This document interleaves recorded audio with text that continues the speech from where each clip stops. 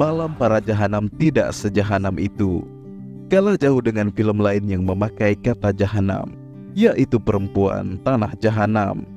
Sayang sekali sisipan unsur sejarah yang cukup serius tidak bisa dimaksimalkan menjadi cerita yang greget.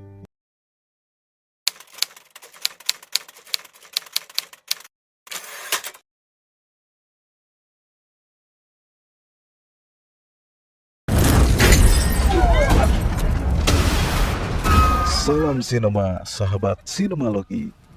Malam Para Jahanam adalah film horor yang disutradarai Indra Gunawan.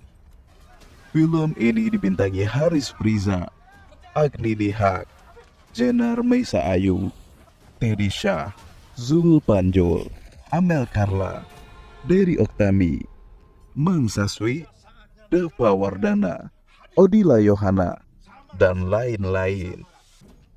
Malam Para Jahanam bercerita tentang Randy, diperankan Haris Friza. Ditemani dua sahabatnya, dia berniat mengantar jenazah kakeknya ke desa sesuai dengan wasiat almarhum. Apesnya, di desa tersebut Randy dan temannya terjebak teror kutukan dendam Malam Para Jahanam yang berlangsung 3 hari setiap tahunnya. Beruntung Randy ditolong warga sekitar, yaitu kakak beradik Marni dan Dira, yang diperankan Jenar Meisa Ayu dan Agni Dihak.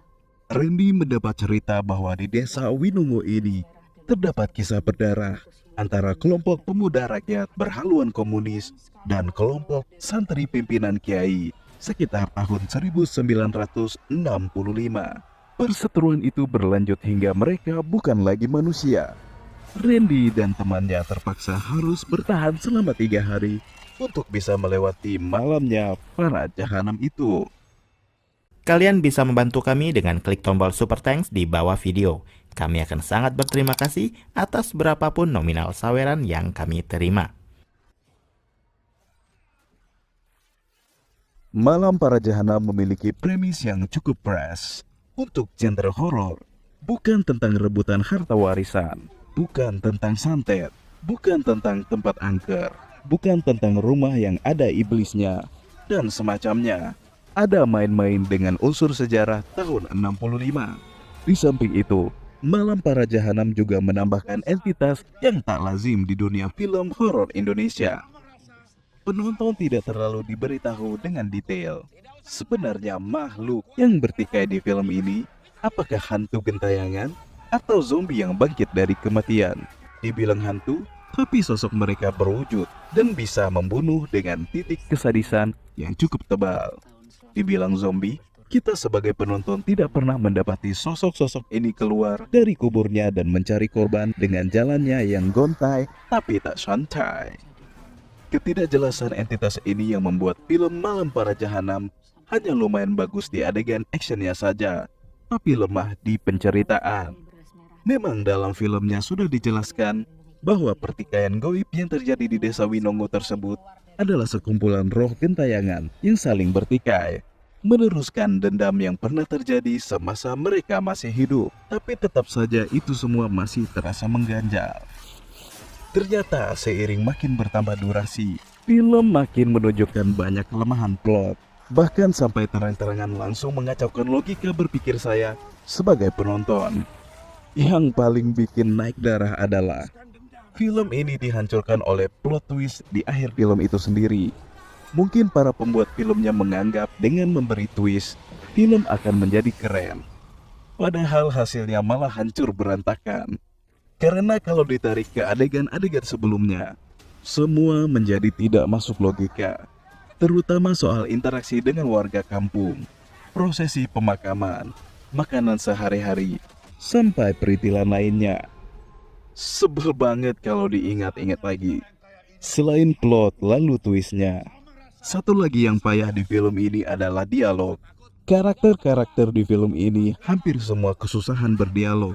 Pembuat filmnya mungkin sudah terbayang adegan apa yang hendak ditampilkan, tapi mereka bingung mengisi dengan dialog apa. Semua percakapan di sini hambar, tak ada yang berkesan. Ditambah kisah cinta yang tidak perlu, yang kalau diingat lagi ada satu adegan Randy dan Dira yang jadi menggelikan. Amat disayangkan kalau banyak hal-hal kecil yang tidak diantisipasi hingga membuat film ini kehilangan gregetnya. Tentu saja jualan utama film Malam Para Jahanam adalah adegan malam hari. Teror yang datang bertubi-tubi menjadi sajian utama. Adegan aksi yang disajikan memang lumayan. Mulai dari teror semasa tahun 65 dan masa kini saat mayat-mayat kembali hidup dan bertarung. Banyak adegan gore yang lumayan berdarah dan cukup slay. Hanya bagian ini yang menjadi kelebihan. Sisanya malah menjadi ampas. Dari semua karakter di film, yang paling menyedihkan adalah penggambaran karakter Randy. Bahkan Dira yang diperankan Agni Nihak pun juga terlalu kosong dan gak terlalu greget.